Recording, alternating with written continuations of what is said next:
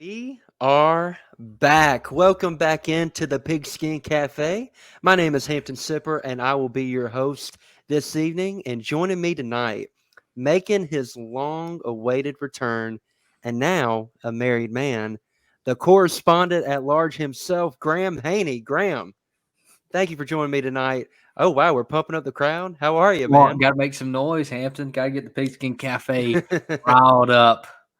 Wherever they're listening from is great to be back. Different season of life for sure. Being a married hmm person, gotta really devote some time to the cafe. Um, I'm excited to be back. I'm excited that college football is coming back, and I always enjoy hanging out and chatting with you, Hampton. You're one of my best friends, and just want you to know that. Graham, likewise, brother. It's a pleasure. I mean, we both love football. We grew up loving football, but I think these past 2 or 3 years that we've been doing this pod, being able to share this together and have a weekly conversation where we get to talk about the thing we love, and it's a way we keep in touch. And likewise, man, it is a genuine pleasure. And before we get too sappy on everybody, yeah, don't bring out the bring out the tissues if need be. We want to thank everybody for supporting our first two pods of the year with Coach Hayes. We talked about conference realignment, and we discussed college football at large. He provided some bold takes on the year, talked a little Miami recruiting because Coach Hayes is a big Miami guy, and the support that we received via our YouTube channel, which is a new thing for us this year. We cannot thank y'all enough, and all the support, all the subscribers. So be sure, if this is your first time listening, to subscribe to our channel. Give us a like, give us a comment, and let us know what you think and what kind of content you would like to see. We'd love to answer some questions and form a little community on here. So we appreciate everyone tuning in to that. But let's transition to what we're here to talk about tonight, and that is the SEC West, my favorite division in college football, the home of my favorite team, the Alabama Crimson Tide, and Graham's as well. So, Graham, let's start with Alabama this year. Alabama's coming off a 13-2 season, a loss to Georgia in the national championship, a rebuilding year, as coined by their coach, Nick Saban, which I know he caught a lot of flack for, but I agree with him from a lot of aspects, having to replace 6 first-round picks the year prior, losing Sarkisian as your offensive coordinator, bringing a new one in, losing the OL coach in Kyle Flood, bringing Marone in. That did not work. That was a disaster. And kept on moving. And what? I said, and he kept on moving. And kept on moving. Yeah, absolutely. So 2021 was a little tumultuous for the Tide, in my opinion. A lot of close games, very young, very inexperienced team. The offensive line was not up to par to what past Alabama teams had been. And yet they came within basically a fourth quarter winning another national championship game. So this year, you got Bryce Young coming back, the Heisman winner, leading the offense. You had an influx of transfers with the likes of Jahmyr Gibbs, Jermaine Burton from Georgia, Tyler Steen from Vanderbilt, who's slated to play left tackle. You have Eli Ricks, more on him later, which I think his situation is very interesting. And then you got a couple freshmen that have been making some noise in fall camp. So, Graham, I'm going to kick it to you and kind of kick this conversation off and ask, what is your biggest question for Alabama going into 2022? Yeah, I think that you've already touched on it a little bit. It's got to be the offensive line. You've got a Heisman quarterback. You lost Brian Robinson, who's kind of your only mainstay at running back last year. And besides that, it was everybody got hurt. But you replaced him with Jameer Gibbs. You replaced Jamison Williams, Jalen Waddle. Even Slade Bolden a tad bit with Jermaine Burton. Yeah, Mechie. Yeah, and so I think that the key to this offense is going to run through the offensive line. If you can open up holes, open it up for Jahmyr Gibbs, allow Bryce Young to take at least a deep breath back there, we might see a back-to-back Heisman winner for the first time in what would it be, like 40 years, something crazy like that. Yeah, 1975, I believe. Archie Griffin. Yeah, a long time. And so I think the offensive line, you even lost Evan Neal, who was Really the only steady guy on that unit.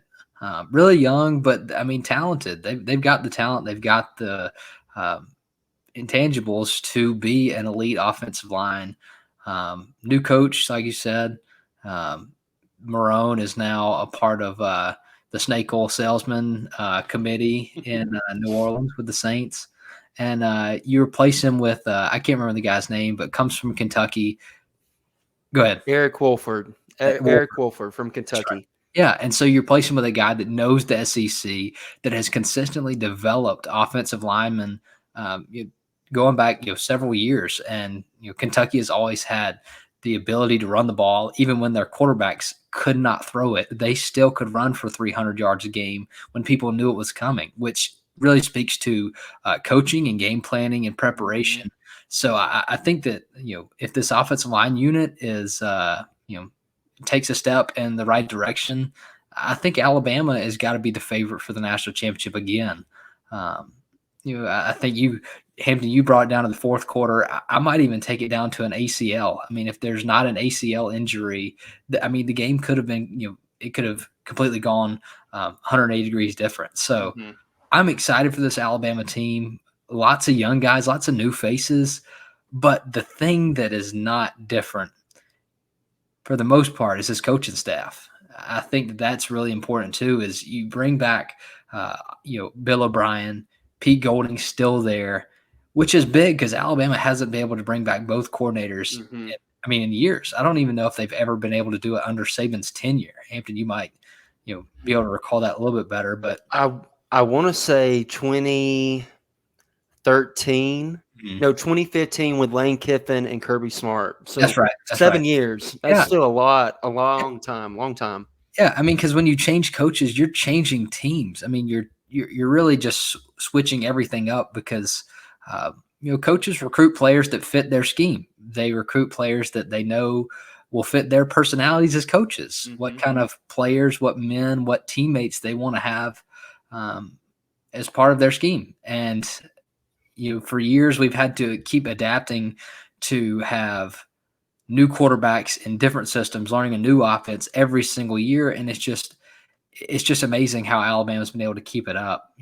I think that you look back and you see a guy like Blake Sims, who was a running back convert, ends up leading that Alabama offense years ago. And just because of the need of the offense, Lane Kiffin wanted a guy that was mobile, that could, stretch plays, could extend plays. And, I don't think he knew Bryce Young was alive then, but if he did, he would have started recruiting then. But, man, I'm excited for this Alabama team. If that offensive line steps in the right direction, Hampton, you better go ahead and put your money on the Tide. And I agree with you, Graham. And that's kind of why we're starting the show with them, because I think they are the clear favorite, not only in the West, not only in the SEC at large, but in the entire country. And your points on the O-line, I want to start with Eric Wolford. That guy can coach his butt off. He can recruit. And more importantly, he can evaluate. Why I say that is because Kentucky's not going to be able to draw, and hasn't been able to draw, the high caliber talent that, say, an Alabama, an LSU, a traditional blue blood program would. Consistently. So they've had to consistently. Yeah, absolutely. So they've had to be very strategic and very good at evaluating 3- and 4-star talents and then developing them. Yeah. And the point that you made about them being able to consistently run the ball year in and year out without a real threat in the passing game before Will Levis come in. And by the way, this was a Will Levis podcast before anybody else. It was indeed. Don't you forget it. Before mayonnaise in the coffee cup. Before mayonnaise in the coffee cup. They were still running the ball with great success because of their ability to develop and evaluate the O-line.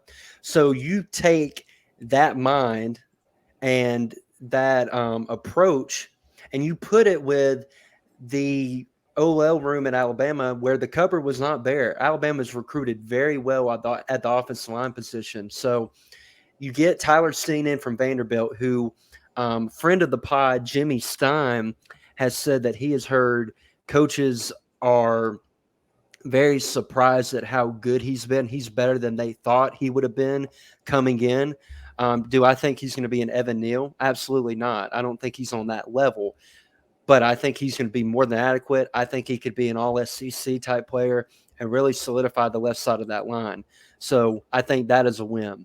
At left guard, you got a battle between Javion Cohen, who was the returning starter from last year, and 6-year senior Kendall Randolph, which I think is very interesting because Kendall has played tackle a lot, kind of in backup duty throughout his time in Tuscaloosa, but he's also played as like the jumbo tight end in goal line and short yardage situations. So I think it's interesting that they're giving him an opportunity to kind of compete there and really possibly start for them. So I think you're good either way with either of them at left guard. And then you have Darion Dalcore at center, who was hampered by injury a lot last year. And I think that, along with the poor coaching of Doug Marrone, really didn't help his case, because in 2020, the year prior, he showed the ability to be able to block his initial man and showed the mobility to get to the second level. Kind of reminded me, not exactly, but like a little bit of a Ryan Kelly skill set, instead of, say maybe a Bradley Bozeman, who was more, lumbering, a little less athletic. That's kind of like the mold, not even near the caliber of player that Ryan Kelly was, but he's back. Seth McLaughlin, who played against Georgia and played against Cincinnati when Dalcourt was hurt, is still competing for the job, but I still like Dalcourt to get that. But the good thing is you have depth with two guys who have been there and done that. Mm-hmm. Right guard, Emil Ekiyor back, really solid player. I think he was hurt a lot last year, and that kind of affected his ability. And it seems like he's slimmed down, which has improved his ability to kind of climb to the second level, kind of like I was talking about with Dalcourt. And I like the power that he generates. And then I think the most exciting development is JC Latham at right tackle. Now, JC was a very highly rated kid coming out of IMG, but he was very raw. Mm-hmm. And I don't think he'd been playing football for maybe 2 years or so. And he has really come on. Saban bragged about him in his press conference last week about how he's playing with confidence. He likes the physicality that he's playing with. And so I feel much better about the right side of the line than I did last year. Shout out Chris Owens. God bless you. Thank you for everything you did. But you about got Bryce killed numerous times last year. So I'm glad that JC has kind of taken that step. And I think he'll be really, really good player this year. And I think while we do not have an Evan Neal, while Alabama does not have an Evan Neal on the roster, the sum of the five will be better than having just Evan Neal and then four guys who aren't very dependable. And, to go to the point of what you were saying about how that affects the rest of the offense, the things that people are saying about Jameer Gibbs, special. Mm-hmm. Every player that talks about him in media availability words talked about how great he is as a passing threat out of the backfield, his elusiveness, his burst. He's a very shifty player, and he's got great hands. And I think with Alabama suffering a few injuries in the wide receiver room with the likes of a Jojo Earl and an Aaron Anderson, who aren't going to be available to until like midway through the year at the latest, being able to split him out wide, motion him out of the backfield, get a favorable matchup with a linebacker, I think that's going to be a core component of this play, of this offense. And I think it's really going to make Bryce Young's job easier. And if you give him just a little bit of time, I think he's going to have an even better year than he had last year, like you said, Graham, because that is what is the underrated part about him winning the Heisman last year. He was on his back or under duress throughout the entire year, so much more than any other quarterback that was on his level. Like C.J. Stroud had a much better offensive line than Bryce, but Bryce was able to handle pressure really well, throw from multiple arm slots, throw it deep, and use his mobility to get outside the pocket and make off-platform throws. And I think if he is able to just give a little more time to survey the field, I think it's really going to benefit him and this offense. And another thing that I think is going to benefit him in this offense is that wide receiver room. Let me know, Graham, what you think about the wide receiver room right now and who you think is going to be kind of the top dog. Yeah, I think that it's definitely big to have guys like Aaron Anderson and Jojo Earl go down, mainly because wide receiver rooms. There's got to be strength in numbers. That's the biggest thing. Is you can play so many at a time, and it's so easy to tweak an ankle, to mess up a knee, and then the next guy's in. And so I think at wide receiver, those guys are able to step in and actually make a difference quicker than most people at other positions can. You got to love guys like Jermaine Burton, who was a winner at Georgia and didn't always have a stellar quarterback room to get the ball from. And I'm not just knocking the dogs on that one, but Jermaine Burton was kind of a star that got overlooked time and time again. You had George Pickens at Georgia, who he was hurt all of last year except for think of it, 2 games, 3 games, pretty small. But then their tight end room was so loaded with talent that it was the tight ends were the keys to the offense in the passing game. And so I think a guy like Burton, leaves Georgia, comes to a place like Alabama because he says, I need to go somewhere where I can get the ball.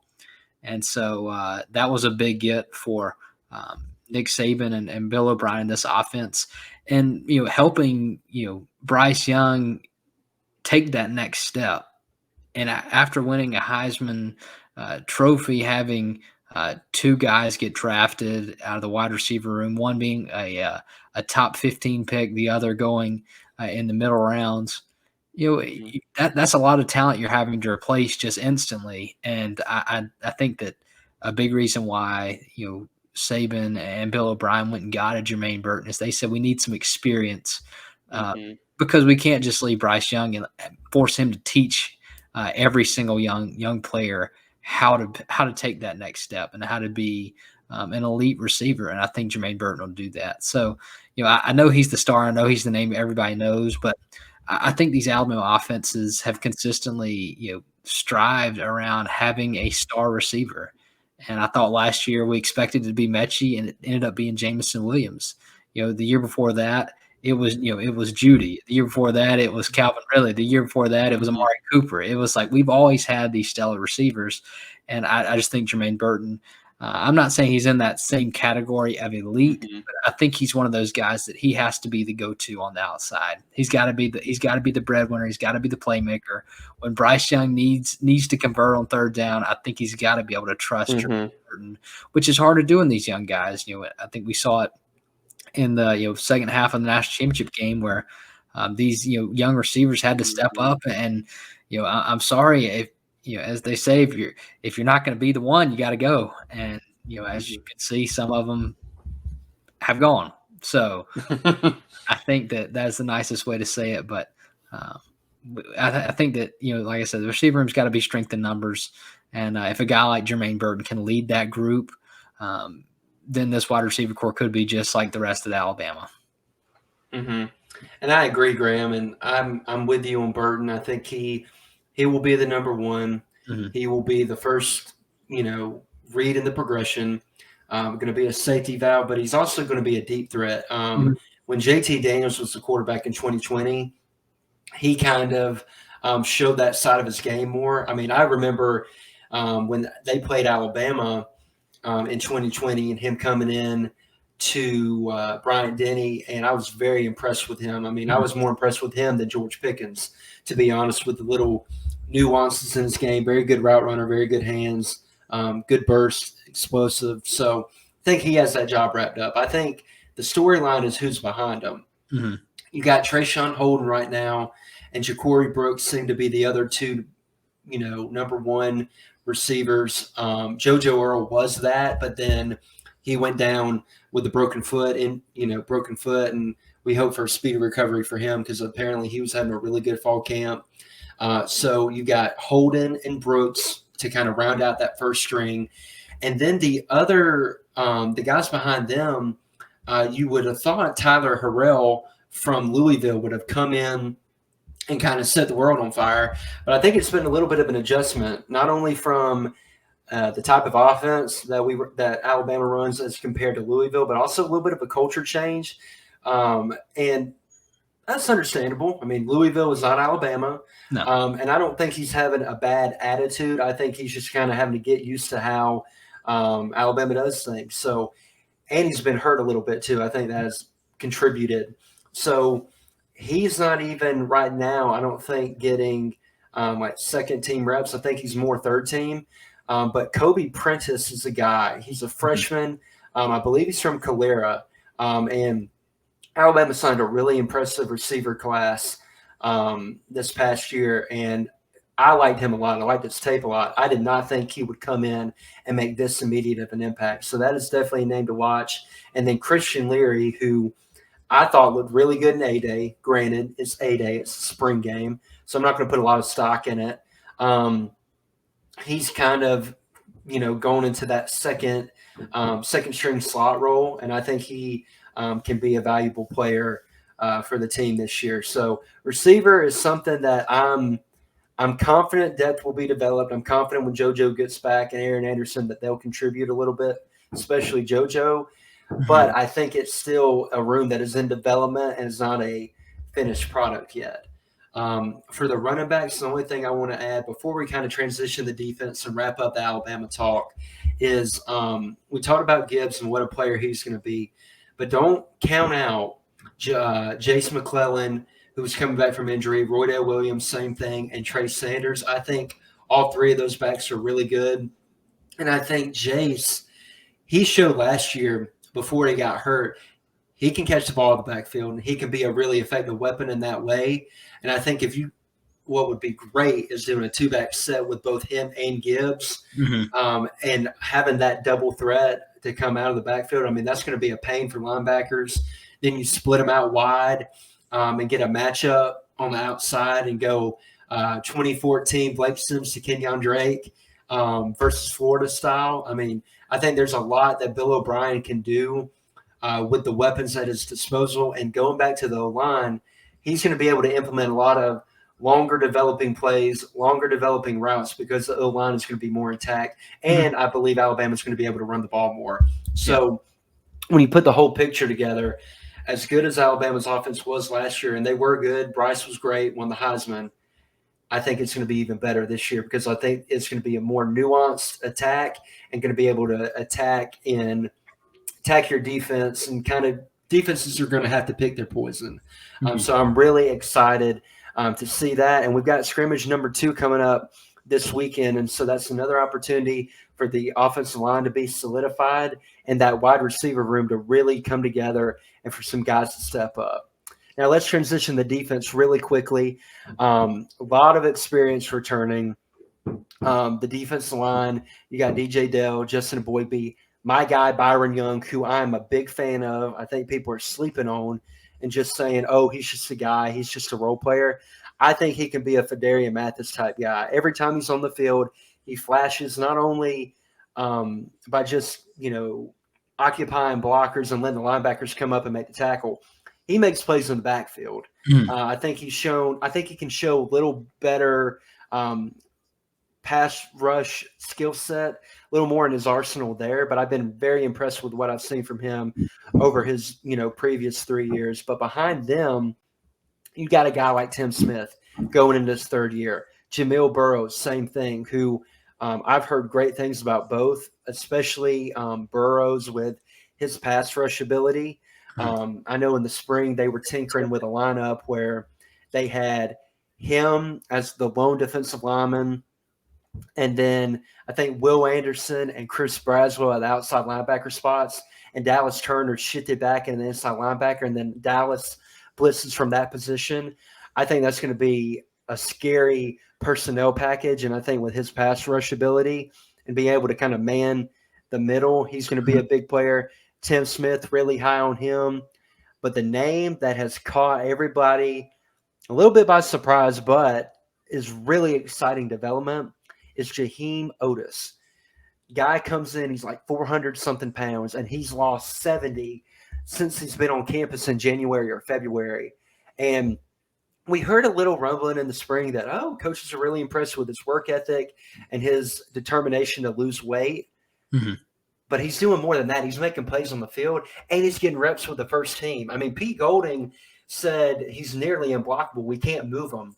And I think if he ascends and becomes like a real contributor, this defensive line went from very good to potentially great. And they've got a lot of depth. And with him, Byron Young, and Jamil Burrows, I think those three have star potential. They haven't shown it yet. So I'm not telling everybody, go bank that Alabama's going to have the best defensive line in the nation. I don't think that. Top 5? Absolutely, I do. Mm-hmm. Mainly because of the depth and the potential of those three guys. Outside linebacker, I don't need to go on. Will Anderson, Dallas Turner, Chris Braswell, all elite, all incredible. I could have an hour podcast on how awesome Will Anderson is, but I would have enough of that during the year. There's no doubt about that. We'll just break it into 10 episodes. How about that? Break 10 episodes? I like it. And I think he's going to have another monstrous year. And that position, in my opinion, is the best in college football, mainly because of how special he is, not only on the field, but off the field as a leader. Linebacker, you got Henry To'oTo'o coming back, who I thought he had a couple rocky games in the middle of last year. Mainly the Florida game and mainly the Texas A&M game. And I attribute a lot of that to injury. I think his elbow wasn't right after that Miami game where he got injured, had to go out of the game, and then he wore a big cast, until a little bit after that A&M game. But after they played the Aggies, he was lights out. I thought he was incredible, not only directing everybody and being the traffic cop kind of on defense, but he made plays in the backfield. He's a good blitzer, pretty good in pass coverage, even though I don't think he's elite at that. But the big battle going on next to him is between Jayla Moody and Deontay Lawson. And I'll get you to talk about them in just a minute, kind of what you think or who you think is going to come out on top there. And then in the secondary, arguably a great strength on the team, Jordan Battle coming back, even though I'm going to check. We might have some somewhat breaking news. Okay, we don't. Apparently, Jordan Battle, there were some rumors that he got carted off at practice today, but I just got word that it's not serious. So that is a blessing because Jordan Battle is a top safety in the nation, not only as a run defender, but has great range, and great instincts. So I like him a lot. Marco Helen's back. Hopefully he's fully healthy this year because I don't think he ever was last year. Brian Branch at the nickel, Malachi Moore and him are kind of battling that out, but I think there's great depth there, and I think they're going to kind of work both of those in when they go into dime. Probably Malachi will be the extra dime back and play the money position. And then on the outside, we got a battle.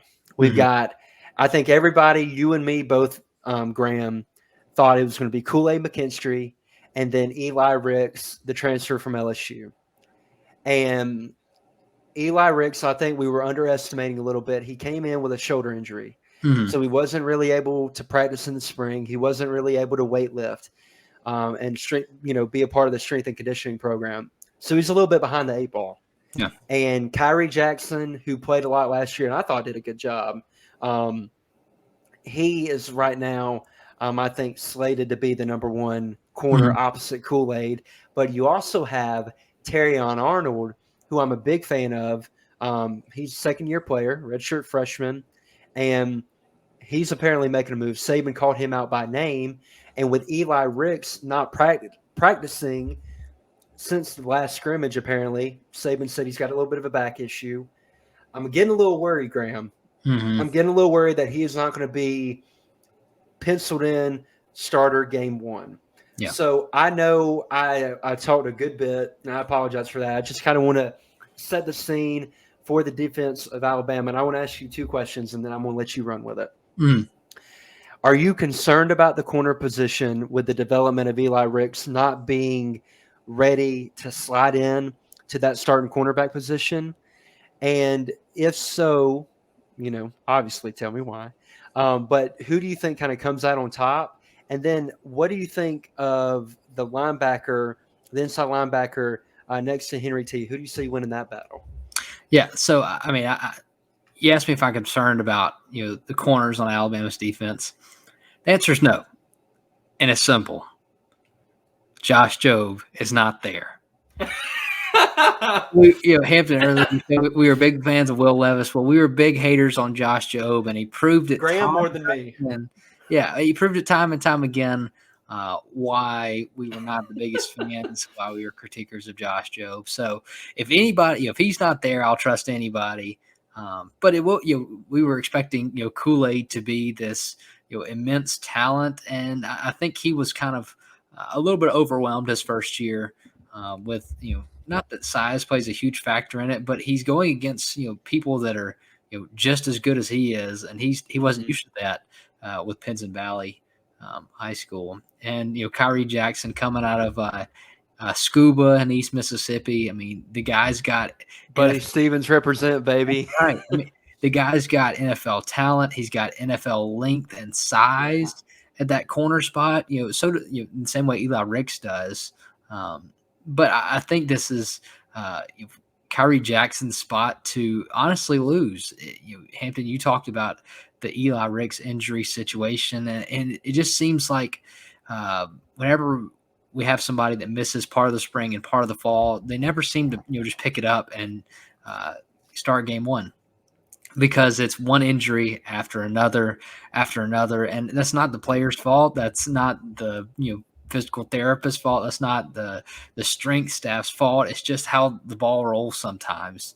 And it's football, man. Yeah, it's just Physical football. Sport. Yeah, and it injuries target the players who are playing the best and the people that have already faced injuries just for some reason. So it'll be fun to watch that cornerback battle. But I know that with that star spot, that nickel, that dime package spot taken care of with Malachi Moore, Brian Branch, battle back at safety, we have a little bit of experience there, which kind of it gives you a little bit of ease in how the cornerback battle plays out, because it does matter. Obviously, it does, but it's not going to be a game changer if Eli Ricks isn't able to play until week 3, week 4, or if Kool-Aid is a little too aggressive to begin with.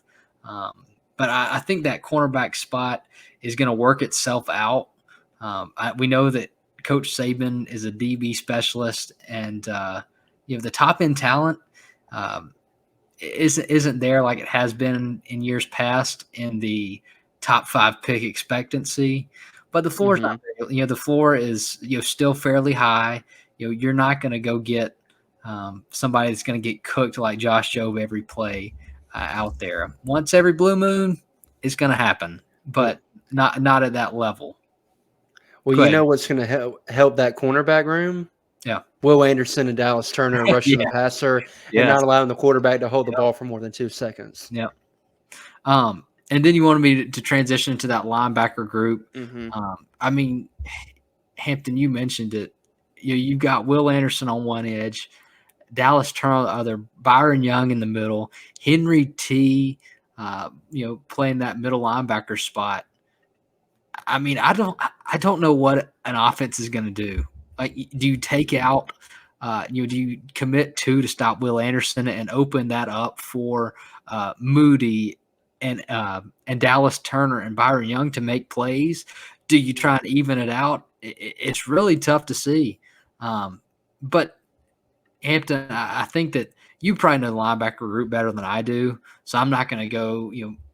I'm not going to go crazy. But to me, a guy like Moody has the experience, been in the system, and as of right now, you don't have to have elite talent at that second linebacker spot. You just need somebody that's not going to mess it up, somebody that can read the right gap and fill the hole.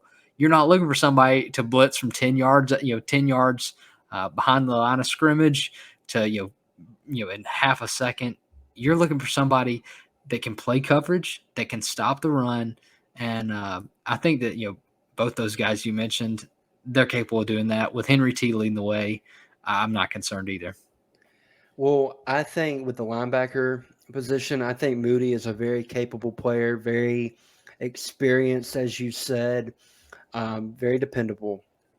I think what they should do, and I think what they might do, if we kind of rewind the clock back to 2017 before the injury plague or sniper took out the linebacker room in that Florida State game where I swear 4 linebackers got injured, whether it be inside or outside, and could not play the next week. I've never seen anything like it in my life.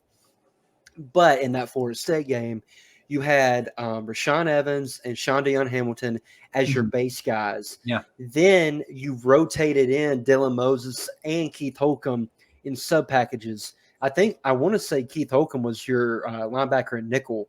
And I think with Jayla Moody and Deontay Lawson, you can do that, especially the upside of Deontay Lawson. I'm really high on that kid. Yeah. He's a thumper. He has good pass coverage ability. He can run sideline to sideline. And I think upside-wise, he gives you more than Moody. But I think Moody can still play a role. He can kind of be that Sean Deion Hamilton type guy who is very instinctual, very knowledgeable of the defense, and I think he can be another steadying presence by Henry To'oTo'o. But I think you got to get Deontay Lawson some playing time and carve out a role for him. And I've also heard, reading message boards and talking to some people, a guy like Jahad Campbell, who is a freshman, true freshman. They moved him to inside linebacker. He's been flashing a lot. Same with a guy like Kendrick Blackshire, which is the guy I would want first off the bus. That dude is a freak and built like a tank. He is a stout-looking linebacker. Which is something to say for a player on Alabama because they're all built like tanks. Absolutely. But he's on a different level. Think Sean Oakman, but can actually move. If anybody remembers Sean Oakman from Baylor. Yeah. So those guys are making waves.